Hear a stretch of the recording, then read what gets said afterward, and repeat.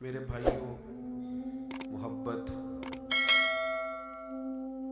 دل کی وابستگی، روح کا میلان اس کو کہا جاتا ہے۔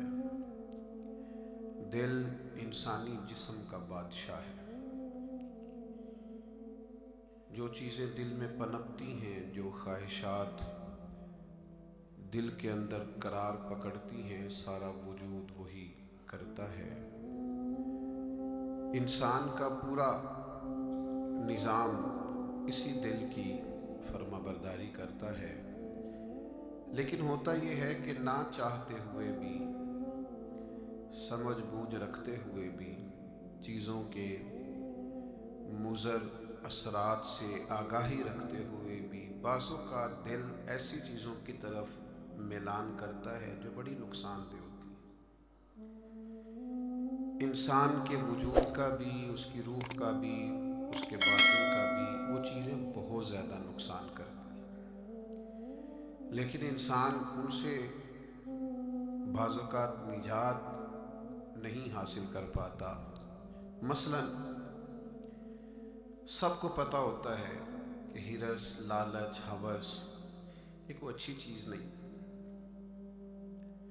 اللہ تعالیٰ اگر ضروریات کا رزق عطا کر دے اور ضروریات پوری ہونے لگ جائیں تو بہت اچھا ہے۔ لیکن نہ چاہتے ہوئے بھی بعض لوگ مال کی ہرس میں، ہوس میں، لالچ میں مبتلا ہو جاتے ہیں۔ یہ محبت دن بدن بڑھتی چلی جاتی ہے۔ وہ خود اپنے آپ سے کئی دفعہ سوال کرتے ہیں کہ یا دل، تو نے تو ایک دفعہ یہ کہا تھا کہ بس میری ضروریات پوری ہونے لگ جائیں، 2 وقت کی روٹی چلنے لگ جائے، بچوں کے اخراجات نکلنے لگ جائیں، سر چھپانے کو ایک مکان مل جائے تو کافی ہے۔ تو کدھر نکل گیا؟ بہت سارا اس سے بڑھ کر اللہ نے فضل کر دیا، خواہش سے بڑھ کر عطا کر دیا، لیکن کہیں ٹھہراؤ نہیں ہو پا رہا، دل روک نہیں رہا۔ روز مال کی محبت، مال کا لالچ بڑھتا چلا جاتا ہے۔ یہ اس قدر زیادہ نقصان کرتا ہے کہ نبی کریم صلی اللہ تعالیٰ علیہ وسلم نے ارشاد فرمایا کہ دنیا کی محبت ہر گناہ کی جڑ ہے۔ یعنی لوگ سمجھتے ہیں کہ معمولی بات ہے کہ میرے دل میں مال کی محبت بیٹھ گئی ہے، لیکن یہ بڑا گہرا مرض ہے۔ بعض لوگ کہتے ہیں نا کہ یہ مرض آ جائے تو اس کی وجہ سے 70 مرض اور بھی لگ جاتے ہیں۔ تو یہ دنیا کی محبت وہ مرض ہے، مال کی محبت وہ بیماری ہے کہ جس کی وجہ سے سینکڑوں امراض پیدا ہوتے ہیں، حلال حرام کی تمیز اٹھ جاتی ہے، رشتوں کا تقدس پامال ہو جاتا ہے، بہن بھائیوں کے رشتوں میں دراڑ آ جاتی ہے۔ لوگ اس مال کی محبت میں مبتلا ہو کر خونی رشتوں تک کو بھول جاتے ہیں۔ تو اگر محبت کو صحیح رستہ نہ ملا، یہ محبت الہی اور محبت رسول صلی اللہ تعالیٰ علیہ وسلم کے خوبصورت عنوانات کی عادی نہ ہوئی، تو پھر یاد رکھیے گا کہ مال کی محبت تو پورے طور پر اجاڑ دے گی، اندر تباہ کر دے گی۔ ایک دوسری محبت بڑا نقصان کرتی ہے، وہ ہے شہرت کی محبت۔ میں چاہا جاؤں، میری شہرت ہو جائے، لوگ مجھے جانیں، کوئی ایسا طریقہ اپناؤں جس کی وجہ سے دنیا کے اندر فیمس ہو جاؤں، لوگ میرا نام لینے لگے۔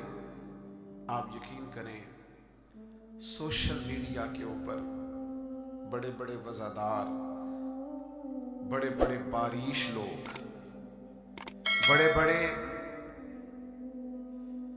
اچھے اور اچھی قد و قامت اور اچھا نام رکھنے والے لوگ فقط مشہور ہونے کے لیے وہ حرکتیں کرتے پھرتے ہیں کہ کوئی بھی سنجیدہ آدمی دیکھے تو شرم سے اس کی نظر جھک جاتی۔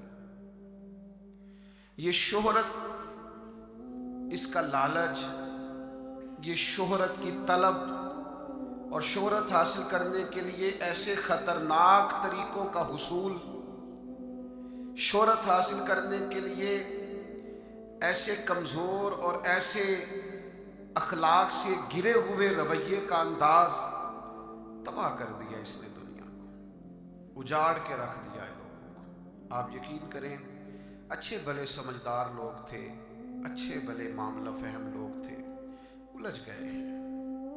ज़हन बन गया है कि बस जो कुछ है वो यही शोहरत ही है। ओ मेरे भाइयों सुनो, हज़रत मौला अली शेर खुदा फरमाते, मुसन्नफ़ इब्न अबी शैबा में मौजूद है, हज़रत मौला कायनात फरमाते हैं, उसे मुबारक हो जिसे थोड़े लोग जानते हैं। वो काबिले मुबारकबाद है जिसका तारुफ कम लोगों में, ज्यादा लोगों में जिसकी शनाख्त नहीं है। मेरे भाई, आप कभी उन लोगों से पूछ कर तो देखो, उनसे कभी मुलाकात तो करो जो बड़े मशहूर हो गए। कभी उनकी तन्हाई में उनके पास तो बैठो, उनसे पूछो तो सही। इस शोहरत के सबब से उन्हें कुछ ऐसे काम भी करना पड़ते हैं जो वो करना नहीं चाहते। उन्हें कुछ ऐसे रास्तों से भी गुजरना पड़ता है जहां से गुजरने का कभी उन्होंने सोचा भी ना था। वो तो चाहते थे कि कोई तन्हाई होती, कुरान मजीद का नुस्खा होता, 500 दाने वाली तस्बीह होती, कहीं मुसल्ले का नूर होता, दिल में हो याद तेरी, गोशाए तन्हाई हो, फिर तो खलवत में अजब अंजुमन आराई हो।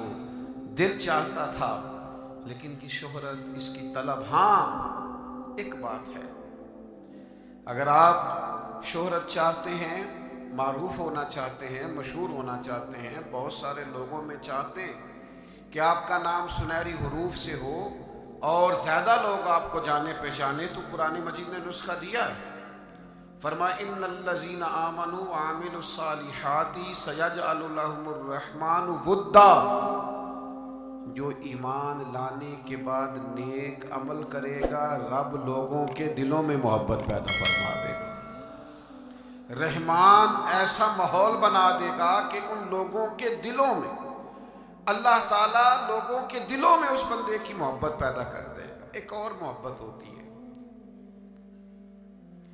औलाद की मोहब्बत।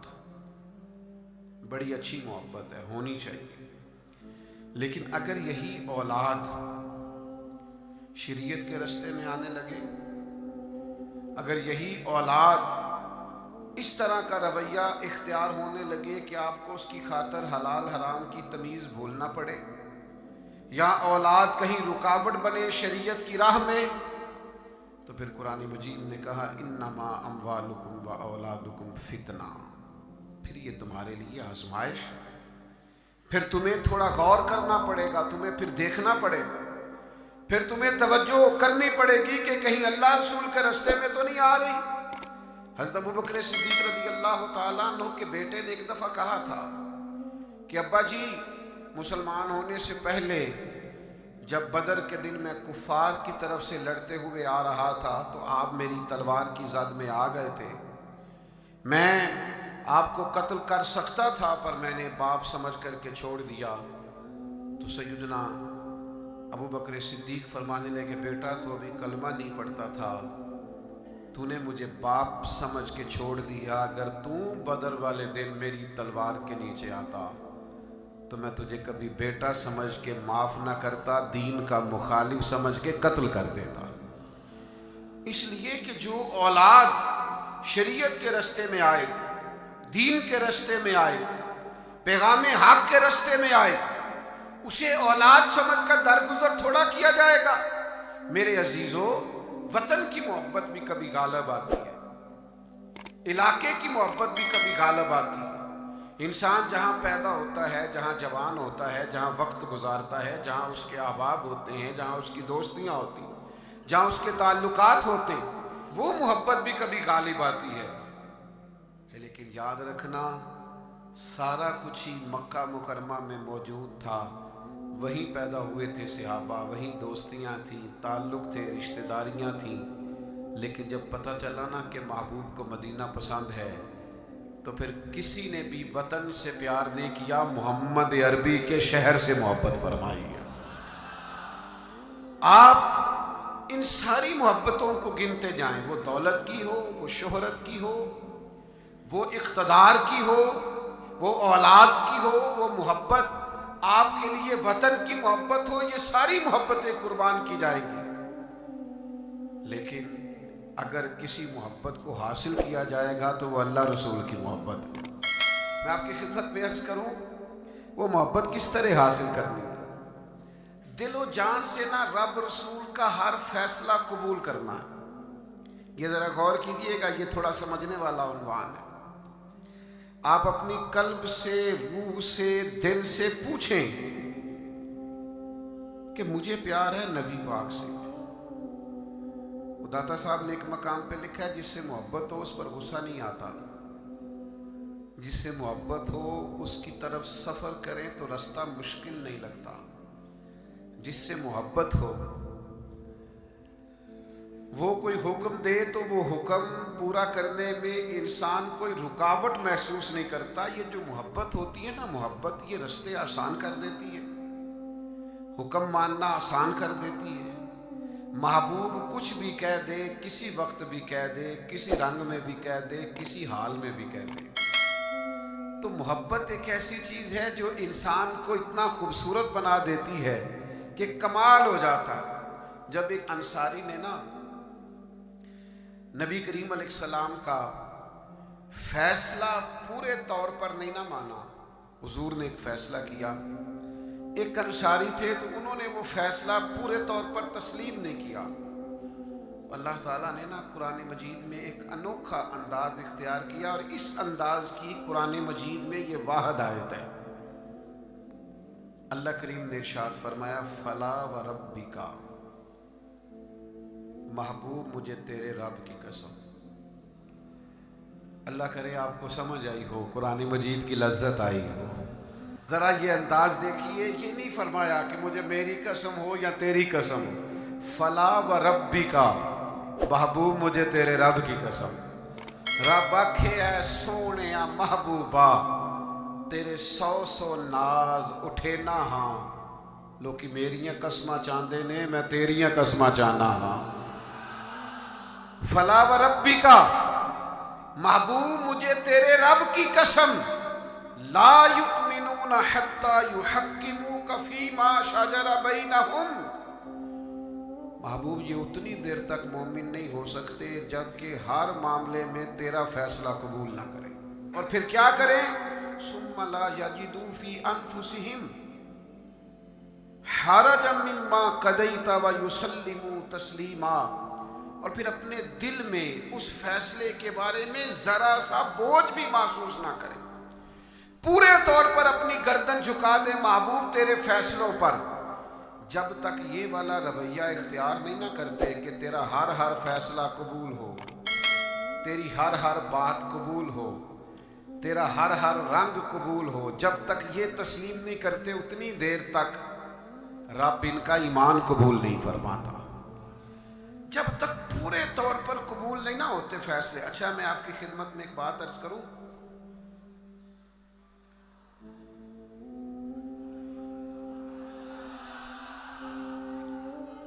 مسلمان دل و جان سے چاہتے ہیں کہ ہم نبی پاک کی غلامی کریں، مسلمانوں کی روح چاہتی ہے کہ ہم ہر وقت اپنے نبی کی بات مانیں۔ میں نے ایسے لوگوں کو دیکھا ہے جو بظاہر دین سے بڑے دور نظر آتے ہیں، جن کے بارے میں لوگوں کا خیال ہے کہ شاید بڑے گناہگار ہیں، نوجوان ہیں، دنیا دار ہیں، کچھ ایسے محکموں سے وابستہ ہیں جن کے بارے میں بعض اوقات بعض لوگ خیال کرتے ہیں کہ شاید یہ بالکل دین سے دور ہے، لیکن میں نے ہر قسم کے لوگوں میں وقت گزارا ہے، نوجوانوں کے ساتھ سفر کیے ہیں، ان کے بیچ بیٹھ کر ٹائم گزارا ہے۔ میں آپ کو سچ کہتا ہوں، تجربے کے بعد کہتا ہوں، سمجھ بوجھ کے کہتا ہوں، کلین شیو والے نوجوانوں کی آنکھوں میں حضور کی محبت کے لیے آئے ہوئے آنسو دیکھ کے کہتا ہوں، چڑھتی جوانیاں جو مدینے کے لیے تڑپتی ہیں، ان جوانیوں کے دامن سے پھوٹنے والی ضیائیں دیکھ کر کہتا ہوں، چاہتے ہیں مسلمان حضور کی غلامی کریں، صرف مسئلہ پتہ کتنا ہے؟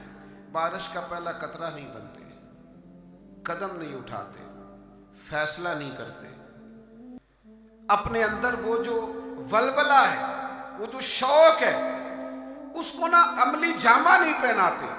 آپ کے اندر تڑپ ہے، بس آپ شروع کریں.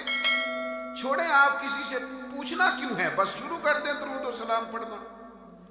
چھوڑیں ماحول کو کیا دیکھنا ہے.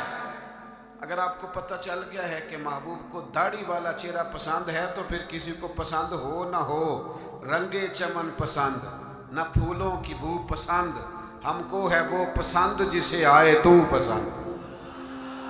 پھر فیصلہ کریں، پھر توجہ کریں. نبی پاک علیہ الصلوۃ والسلام کبھی اشارتاً بھی کوئی بات کرتے نا. اچھا، میں بہت سارے صوفیاء کو جب پڑھتا ہوں نا، اور بالخصوص عاشقوں کی داستانیں پڑھتا ہوں، تو جو رنگ عاشقوں نے پیش کیا ہے نا، وہ کسی اور کے بس کی بات ہی نہیں. یہ جو عشاق ہوتے ہیں نا، عشاق، ان کے نا ذرا انداز ہی تھوڑے نرالے ہوتے ہیں. الٹی ہی چال چلتے ہیں دیوان گانے عشق، یہ آنکھوں کو بند کرتے ہیں پر دیدار کے لیے.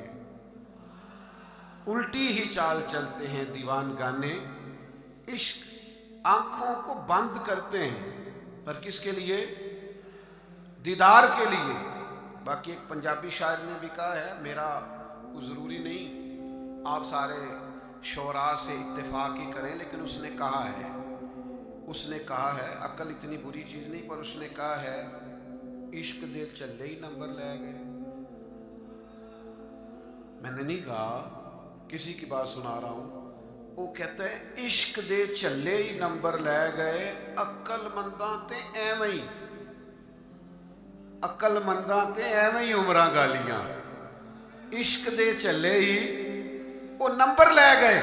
اور اقبال بھی کہتے ہیں بے خطر کود پڑا آتش نمرود میں عشق. اتنی بڑی آگ، اوپر سے پرندہ بھی گرے تو جل جائے، لیکن جناب ابراہیم نے 1 منٹ نہیں لگایا سوچنے پر، بے خطر کود پڑا آتش نمرود میں عشق. عقل تھی محو تماشائے لبے بام ابھی، اور پختہ ہوتی ہے اگر مصلحت اندیش ہو عقل. عشق ہو مصلحت اندیش تو ہے خام ابھی. سوچ سمجھ کے چلے نا، عقل تو پختہ ہوتی ہے، پکی ہوتی ہے. تو عشق سوچ سمجھ کے چلے تو ابھی کچا ہے. عشق سوچ سمجھ کے فیصلہ کرے تو ابھی پلپلا ہے، ابھی رستے میں ہے. عقل آخدی چگے نو سام کے رکھ، اپنا آپ سمیٹنا چاہیے ہے. تے عشق آخدہ چگے دا کی کرنا ہے، چگا بال کے سیکنا چاہیے ہے. یہ جو لوگ ہوتے ہیں نا محبت والے، ان کے نرالے انداز ہوتے ہیں. حضرت جناب سیدنا عبداللہ ابن رواحہ رضی اللہ تعالیٰ عنہ جمعہ پڑھنے آئے مسجد نبوی میں. حضور نے کسی صحابی سے فرمایا بیٹھ جاؤ. یہ دوران گفتگو کبھی کبھی نظم و ضبط ٹھیک کرنے کے لیے کسی کو متوجہ کرنا پڑتا ہے. کبھی کبھی میں بھی پیار سے کہہ دیتا ہوں موبائل والے بھائی، یہ کہنا پڑ جاتا ہے. پھر کسی دفعہ اثر بھی ہوتا ہے کہ یار کوئی مطلب ناراض ہی نہ ہو جائے، یہ کہنا پڑ جاتا ہے. تو اب میں تو اس لیے کہتا ہوں کہ موبائل والے بھائی کہوں گا تو کوئی ناراض نہیں ہوگا، اس لیے کہ سارے موبائل والے بھائی کے اس میں ناراضگی والے، یہ کسے باشد ہے، سارے موبائل والے بھائی ہیں، کوئی انشاءاللہ بگڑے گا. بہرحال آپ توجہ کریں میری بات پر. تو کبھی کبھی نظم و ضبط ٹھیک کرنے کے لیے کہنا پڑتا ہے. تو حضور نے فرمایا بیٹھ جاؤ. کہہ دیا کسی کو. حضرت عبداللہ بن رواحہ رضی اللہ تعالیٰ عنہ مسجد نبوی شریف کے دروازے پہ تھے. ان کے کانوں میں آواز گئی، وہیں بیٹھ گئے. نبی پاک صلی اللہ تعالیٰ علیہ وآلہ وسلم نے نماز کے بعد فرمایا عبداللہ وہیں بیٹھ گئے، حضور آپ نے کہا نہیں تھا. تو جو نبی پاک علیہ السلام نے اس پر تبصرہ کیا ہے نا، اسے ابن حجر اسقلانی نے لکھا ہے حضور نے کسی سے کہا بیٹھ جاؤ، حضور نے کسی سے کہا بیٹھ جاؤ، پر محبت رسول کا عالم دیکھو. حضرت عبداللہ ابن رواحہ دروازے پر بیٹھ گئے، چونکہ حضور نے نام نہیں نہ لیا، وہ وہیں بیٹھ گئے. تو حضور علیہ السلام نے کیا تبصرہ کیا؟ اللہ کے محبوب فرمانے لگے اللہ تعالیٰ تمہاری اللہ رسول کی فرما برداری کی حرص میں اللہ اور اضافہ کر دے۔ یہ جو تمہارے اندر ہرس ہے نا کہ میں نے رب رسول کی فرما برداری کرنی ہے، عبداللہ میری دعا ہے اللہ اس ہرس میں اضافہ کر دے۔ ہرس بڑے ہیں، انسان بڑی چیزوں کا حریص ہے، پر حضور فرما رہے ہیں میرے صحابہ رب رسول کی فرما برداری کے حریص ہیں۔ یہ ہرس کرتے ہیں کہ زیادہ سے زیادہ غلامی ہو، زیادہ سے زیادہ فرما برداری کریں، زیادہ سے زیادہ محبوب کے نقش قدم چلیں۔ میرے دوستو اسی طرح ایک صحابی اور تھے، حضور نے فرمایا بیٹھ جا، تو مسجد کے باہر ہی بیٹھ گئے۔ ان کا نام تھا آس۔ حضور نے فرمایا کہاں تھے بھائی، نماز میں نظر نہیں آئے۔ یا رسول اللہ وہ آپ نے فرمایا نہیں تھا بیٹھ جاؤ۔ اچھا حضور نے کسی اور سے کہا، پر سانو قید سجن دا گہنا ہے۔ حضور نے کسی اور سے کہا، وہ دروازے کے باہر بیٹھ گئے۔ تو نبی کریم صلی اللہ تعالیٰ علیہ وسلم نے فرمایا آس کہاں تھے؟ حضور میں دروازے کے باہر بیٹھ گیا۔ تو حضور مسکرائے، فرمایا تم آس نہیں ہو، تم تو مطیع ہو، تم تو فرما بردار ہو۔ آج سے تمہارا نام مطیع ہے، فرما برداری کرنے والا ہے۔ تم ایسے فرما بردار ہو کہ میں کسی اور کو اشارہ کروں۔ تم اتنے محبت کرنے والے ہو، تم سمجھتے ہو میرے محبوب کی بات ہے نا تو مجھے بھی آگے بڑھ کے قبول کرنی چاہیے۔ میرے عزیزو، میں نے کہا ہم چاہتے ہیں حضور کی محبت کے مطابق عمل کریں، لوٹ آئیں، لیکن ہم نا بارش کا پہلا قطرہ نہیں بنتے، فیصلہ نہیں کرتے۔ آگے بڑھوں، ہمارے ضمیر جاگ گئے ہیں، پتہ ہمیں چل گیا ہے کہ حال نہ جمہوریت، نہ ڈکٹیٹرشپ، نہ صدارتی نظام، نہ فلانا نظام، پتہ ہمیں چل گیا ہے کہ جینے کی طرف دیکھ نہ مرنے کی طرف دیکھ، جب چوٹ لگے دل پر تو مدینے کی طرف دیکھ۔ پتہ ہمیں چل گیا ہے کہ نجات حضور کے قدموں میں ہے، سمجھ ہمیں آ گئی ہے کہ نجات نبی پاک کے قدموں میں ہے، لیکن ہم پتہ کیا کرتے ہیں، ہم نا وہیں الجھے رہتے ہیں، بات کو سمجھتے نہیں، آگے بڑھتے نہیں، ضمیر جاگ گیا ہے، فیصلہ نہیں کرتے۔ چلو پورے ملک میں تو دین نافذ ہوگا، انشاءاللہ ہوگا، اپنے 6 فٹ کے قد پہ نہ نافذ کریں، اپنے گھر پہ نہ نافذ کریں، اپنے دفتر پہ نہ نافذ کریں، اپنے ادارے میں نہ نافذ کریں، اپنے یاروں میں نہ نافذ کریں۔ یہاں سے تو شروع کریں نا، یہاں سے تو آغاز کریں۔ آپ یقین کریں 5 دوست اگر آپ کہیں اکٹھے ہیں نا، 5 دوست، تو ایک دوست شروع کر دے جب بھی ملاقات ہو نبی کریم کی کوئی حدیث بیان کرے۔ ایک دوست کہنا شروع کر دے یار آؤ نا نماز پڑھنے چلے۔ ایک دیکھو میں نے 5 میں سے ایک کہا ہے، ایک کہنا شروع کر دے یار بس آپ جھوٹ نہیں بولنا یار، بس بڑا ہو گیا۔ ایک صرف ان میں سے پیغام دے کہ نہیں یار دھوکہ دہی نہیں کرنی۔ ایک ان میں سے کہے کہ یار تھوڑا سا نا وقت اب ماں باپ کے لیے بھی نکالنا ہے، اب گھر والوں کے لیے بھی تھوڑا وقت دینا۔ ایک میں ذمہ داری سے کہتا ہوں، وہ باقی 4 سامنے شاید مذاق اڑائیں، سامنے شاید کہیں بیٹھ جا تو اتنا نیک پتہ ہے ہمیں تیرا، لیکن میں سچ کہتا ہوں وہ سامنے آپ پر تنقید کریں گے، لیکن دل ان کا گواہی دے گا یار کہہ تو ٹھیک ہی رہا ہے۔ یہ دین کے اندر، یہ نبی پاک کی محبت کے پیغام کے اندر اللہ نے نا جاذبیت بڑی رکھی، اس میں کشش بڑی رکھی، اسلام کے اندر لچک بڑی رکھی، اسلام کی فطرت میں قدرت نے لچک دی ہے، اتنا ہی یہ ابھرے گا جتنا کہ دبا دو گے۔ اس کے اندر سے ہمیشہ ضیاء پھوٹتی ہے، روشنی نکلتی ہے۔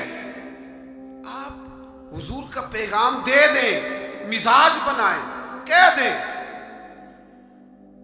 آپ یقین کریں بڑا لطف آئے گا، بڑا مزہ آئے گا، اس کے اندر بڑا کرم ہوتا ہوا آپ کو دکھائی دے گا۔ آپ محسوس کریں گے کہ میرے کہہ دینے سے انقلاب آ گیا، بہتری آ گئی۔ آپ اس پیغام، اور یہ سب کے لیے بنائیں آپ، یہ کسی کے حق میں بھی کوئی بھی سامنے ہو، آپ کا نعرہ ہمیشہ محبت رسول کا ہونا چاہیے۔ وہ دوستوں کی محفل ہو, گھر میں ہو, دفتر میں ہو. بعد ایک صحابی تھے حضرت برا بن مالک, نوجوان تھے.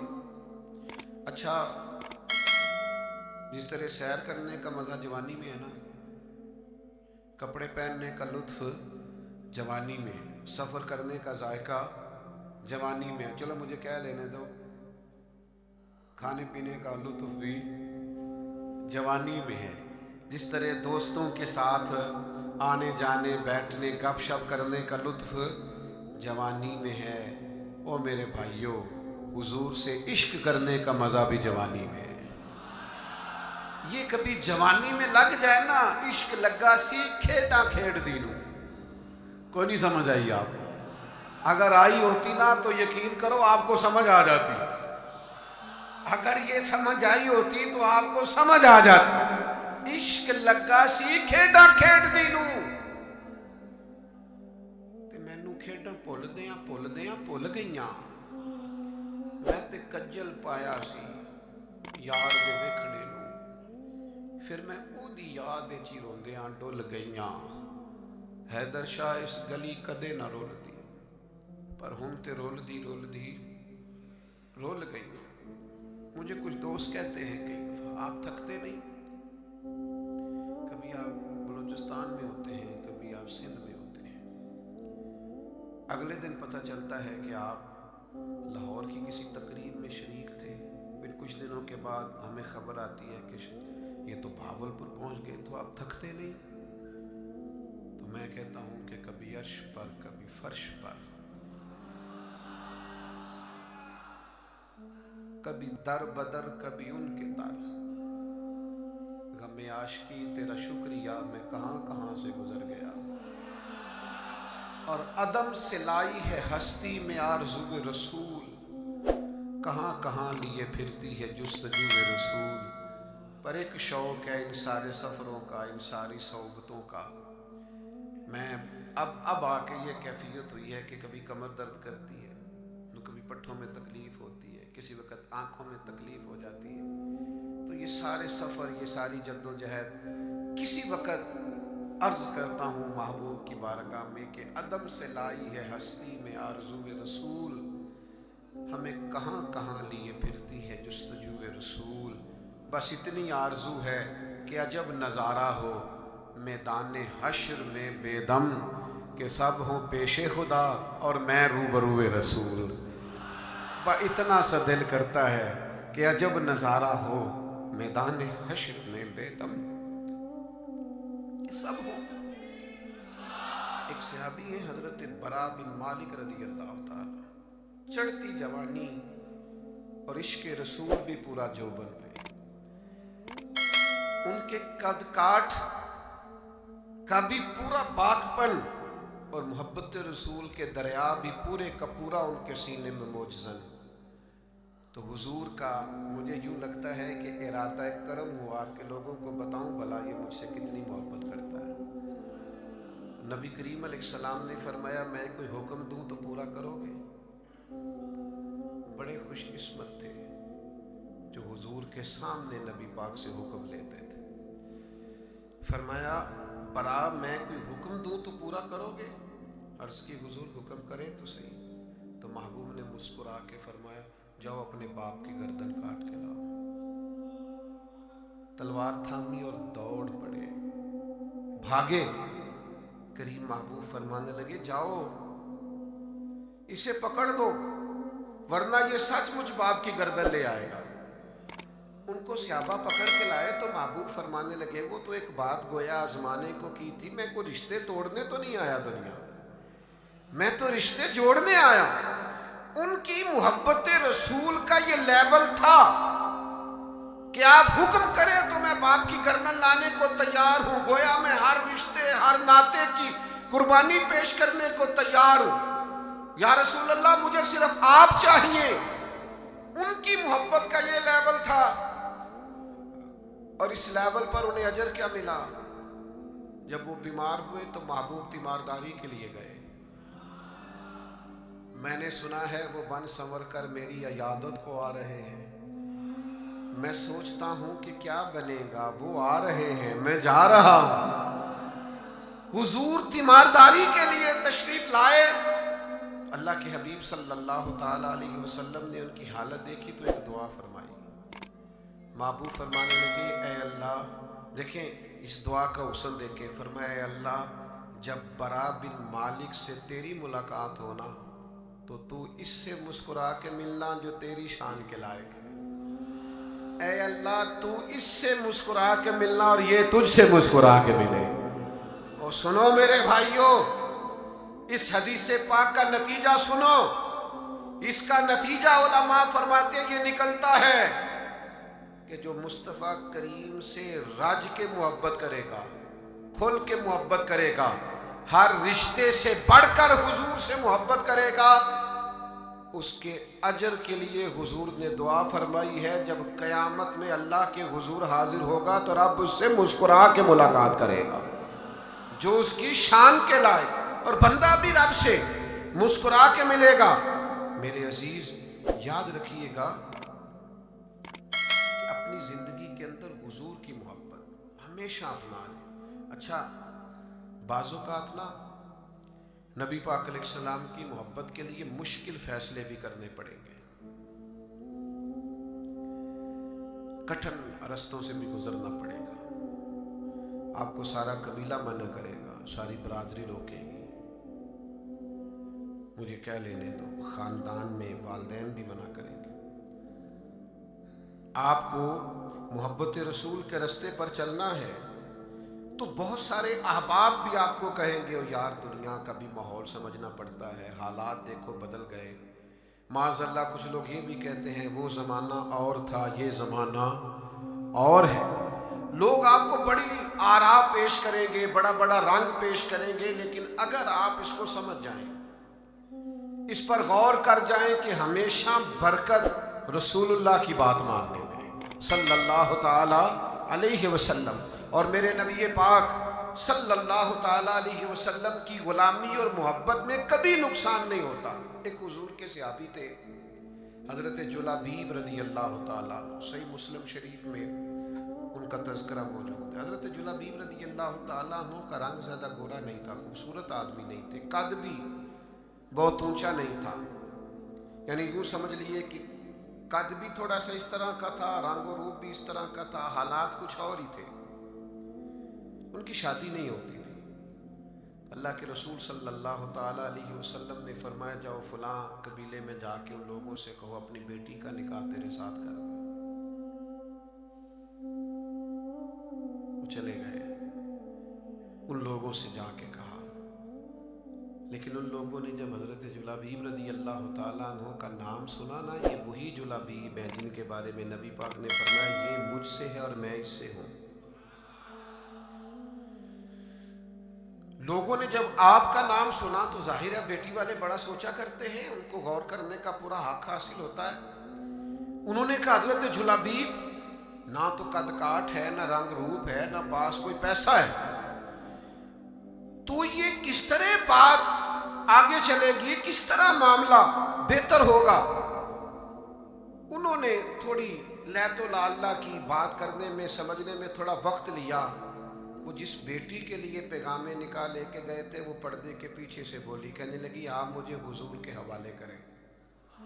فیصلہ اگرچہ مشکل ہے، رستہ اگرچہ کٹھن ہے، پر چونکہ نبی کریم نے فرمایا لہذا آپ مجھے حضور کے حوالے کریں.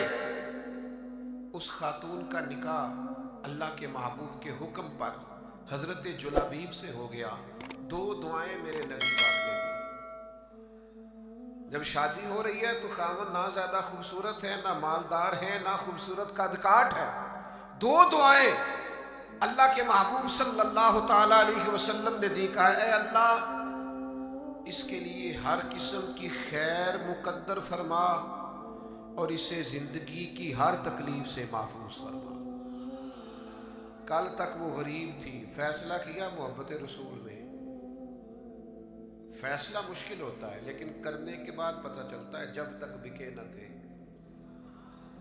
کوئی پوچھتا نہ تھا، تو نے خرید کر ہمیں انمول کر دیا. اور میں نے بڑا پہلے ایک شخص سے کہا تھا، ایک امیدوار تھے اسمبلی کے تو مجھ سے ملے تو مجھے کہنے لگے آپ تو توجہ ہی نہیں کر رہے، لوگ ہمیں بھی بڑے ووٹ دیتے ہیں۔ میں نے کہا آپ کو ووٹ دیتے ہیں، ہمیں تو جان دیتے ہیں، آپ کا ہمارا بڑا فرق ہے۔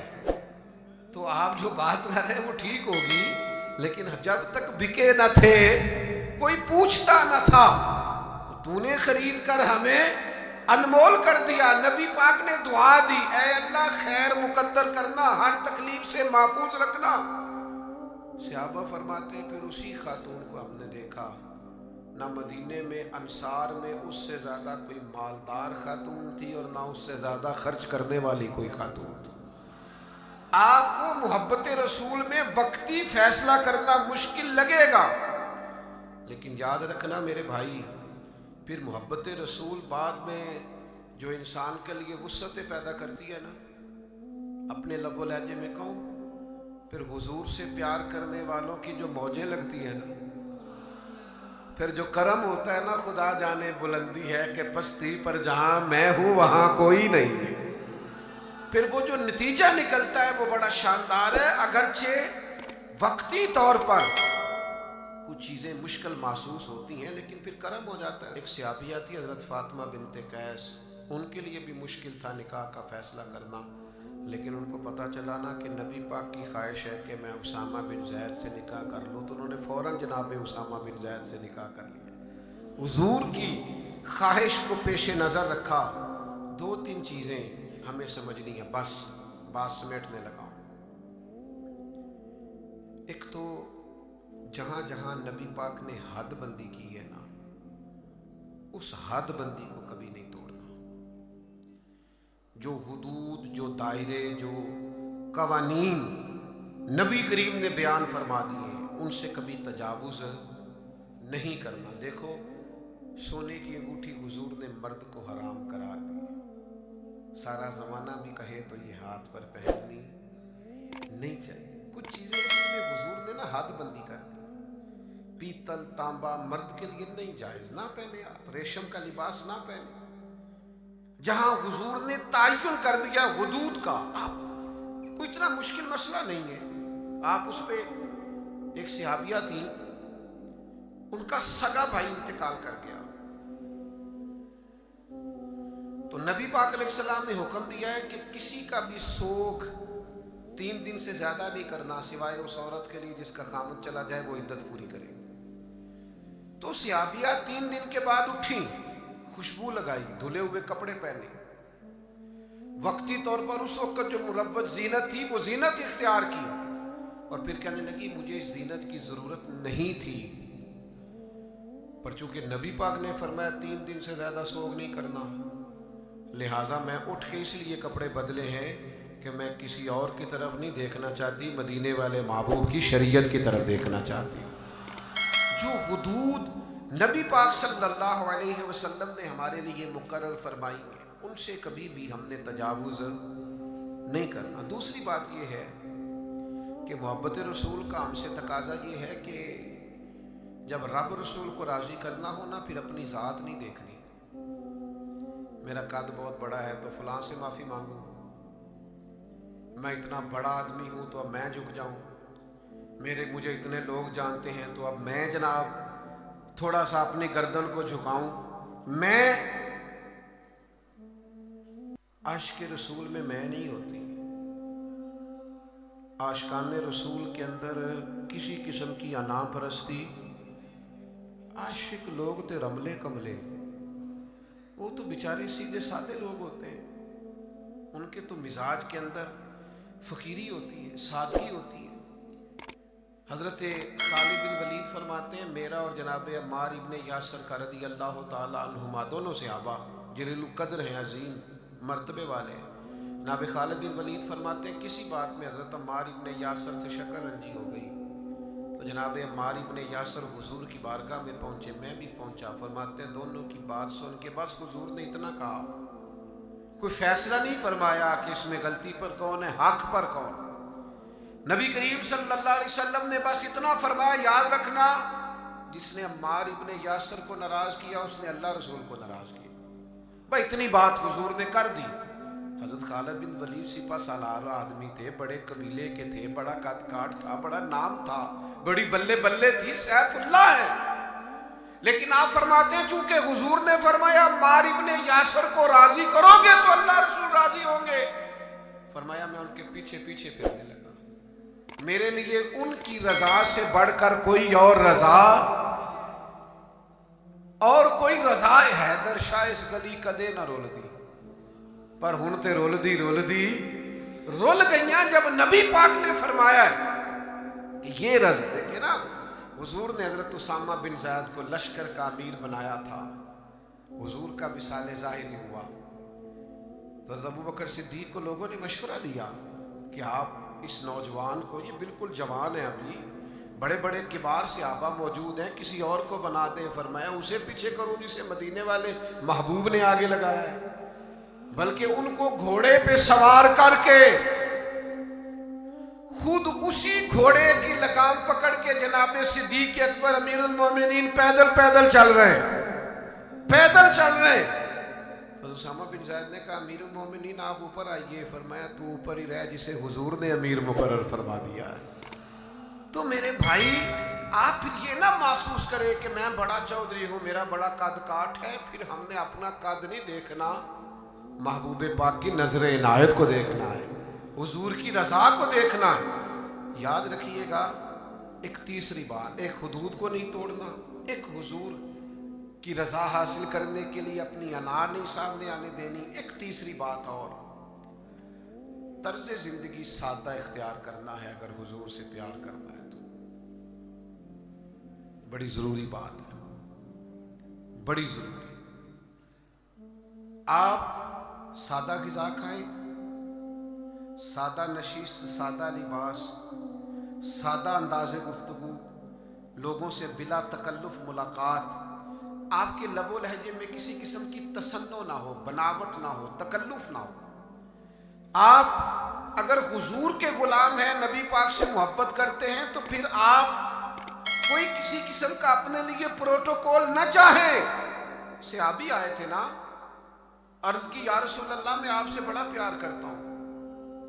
کیسا خوش بخت ہے، حضور کے سامنے اظہار محبت کر رہا ہے، میں بڑا پیار کرتا ہوں. تو حضور نے فرمایا سوچ کر کہو کیا کہہ رہے ہو. حضور بڑا پیار کرتا ہوں. فرمایا سوچ لے. حضور بڑا پیار کرتا ہوں. تیسری دفعہ محبوب نے فرمایا سوچ لے. حضور مجھے بڑا عشق ہے آپ سے. اللہ کے رسول نے فرمایا پھر تیاری کر لے، فقر تیری طرف دوڑ کے آئے گا، پھر تیری طرف غریبی آئے گی.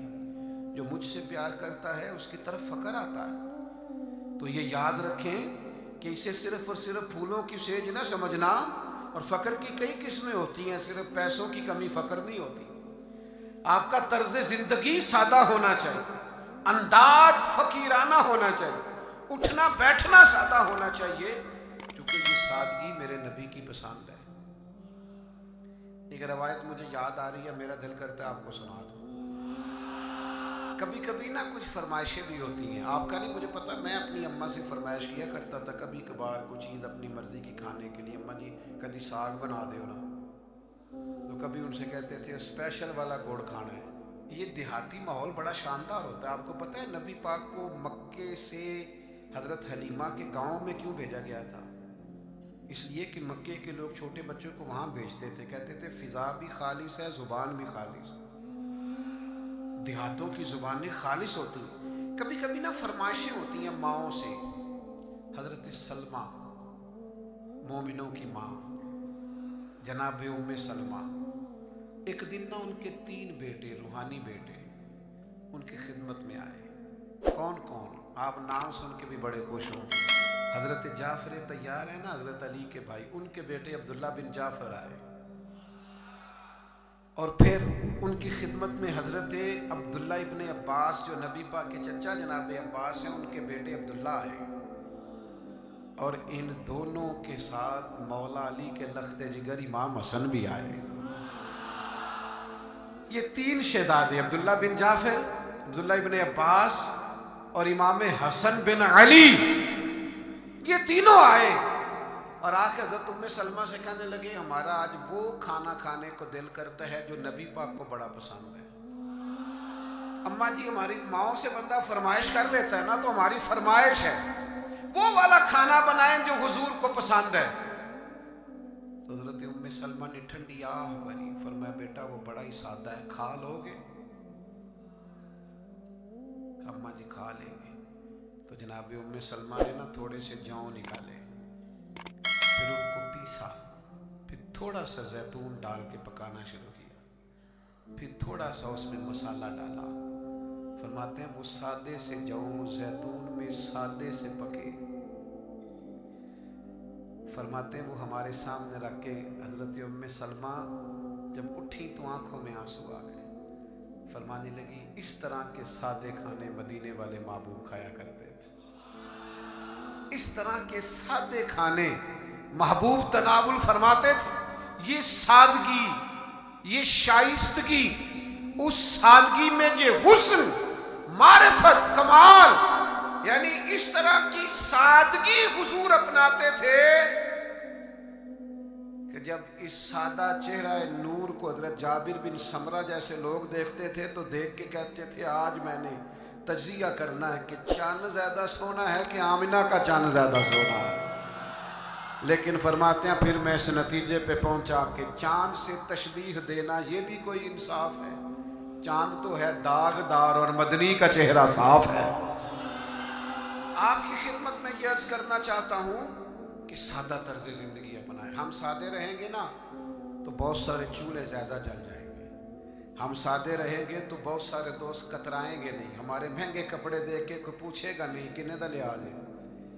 तो थोड़ा सादा जिंदगी अपनाएं और एक जो हुजूर ने हुदूद कायम कर दी हैं उन हुदूद का ज़रूर ख्याल करें। एक फ़ैसला करें हुजूर की मोहब्बत में, आप फैसला करेंगे तो रास्ते आसान हो जाएंगे। एक ज़रूरी बात, नबी पाक अलैहिस्सलाम ना बहन भाइयों के माबैन मोहब्बत के बड़े कायल हैं, यानी जो मोमिनों का रिश्ता है ना आपस में, उसे भी हुजूर ने फरमाया मोमिन भाई भाई है। हुजूर कायल बहन भाइयों के साथ जो ताल्लुक़ है आप बड़ा ज़बरदस्त करके और जिम्मेदारी से मियाँ बीवी के रिश्ते को निभाएं। माँ बाप का रिश्ता बहुत नाजुक है, उसे निभाएं, लेकिन बहन भाइयों को भी अल्लाह ने एक लड़ी में परोया होता है। एक भाई बैठा रहता था हुजूर की खिदमत में, दूसरे भाइयों ने आके शिकायत की या रसूलल्लाह हमें सारी मेहनत करनी पड़ती है। अल्लाह के हबीब फरमाने लगे तुम्हें जो रिस्क मिलता है वो भी इसकी बरकत से मिलता है। तो बहन भाइयों के मामले में थोड़ा अपने आप को, जब हजरत शीमा जनाबे हलीमा सादिया की बेटी आई हैं तो नबी करीम ने फरमाया मेरी बहन आई है, हालांकि वो रज़ाई बहन थी। और उस बहन ने जब सिफारिश की कि या रसूल अल्लाह सल्लल्लाहु अलैहि वसल्लम मेरे सारे कबीले को छोड़ दें, अगरचे उस कबीले को बड़ी मुश्किल से फतह किया गया था, हुजूर ने किसी से मशवरा ही नहीं किया, फरमाया बहन ने कहा है लिहाजा सारे ही आज़ाद हैं। तो इस रिश्ते में मुझे ख़ास सवाल किया गया था, इसलिए मैंने अर्ज़ कर दिया। अल्लाह हमारी हाज़री को कबूल फरमाए।